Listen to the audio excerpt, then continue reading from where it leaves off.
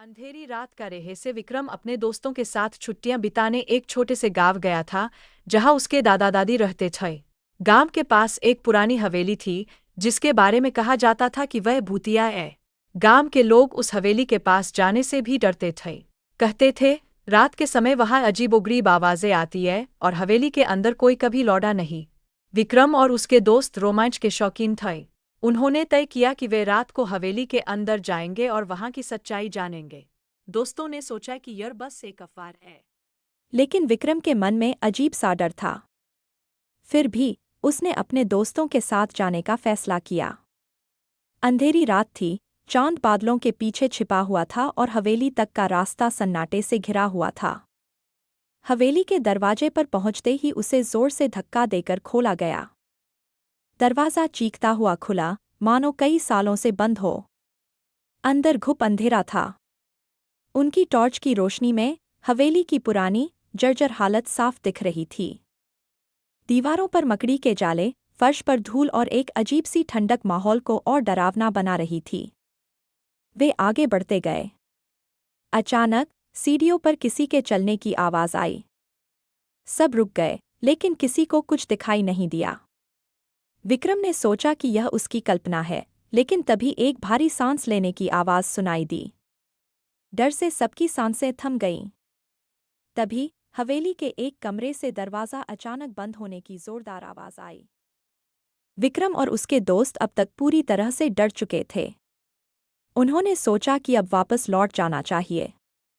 लेकिन जैसे ही वे दरवाजे की ओर बढ़े, दरवाज़ा अपने आप बंद हो गया। वे चीखने लगे, लेकिन उनकी आवाज़ हवेली के सन्नाटे में खो गई। विक्रम ने हिम्मत जुटाकर कहा, हमें मिलकर रास्ता निकालना होगा। डरना हमारे काम नहीं आएगा। वे दोबारा अंदर गए और देखा कि एक छत से बंधी पुरानी घड़ी धीरे धीरे हिल रही है। हवा के झोंके के बावजूद ऐसा लग रहा था मानो किसी ने उसे छुआ हो। तभी एक परछाई तेजी से उनके पास से गुजरी। उनकी रूह कांप गई। विक्रम ने चुपचाप अपने दोस्तों को इशारा किया कि वे चुप रहें। अब उन्हें एहसास हो चुका था कि हवेली में कोई और भी है। लेकिन वह कौन था? क्या वह इंसान था या कोई और शक्ति? अचानक हवेली के सबसे पुराने कमरे से एक डरावनी हंसी गूंज उठी।